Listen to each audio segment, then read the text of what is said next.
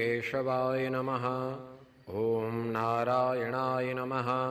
ॐ माधवाय नमः। ॐ गोविन्दाय नमः। ॐ विष्णवे नमः। ॐ मधुसूदनाय नमः। ॐ त्रिविक्रमाय नमः। ॐ वामनाय नमः। ॐ श्रीधराय नमः। ॐ ऋषिकेशाय नमः। ॐ पद्मनाभाय नमः। ॐ दामोदराय नमः। ॐ सङ्कर्षणाय नमः। ॐ वासुदेवाय नमः।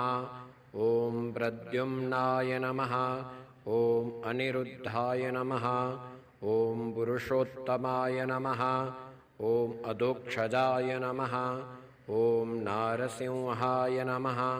ॐ अच्युताय नमः। ॐ जनार्दनाय नमः।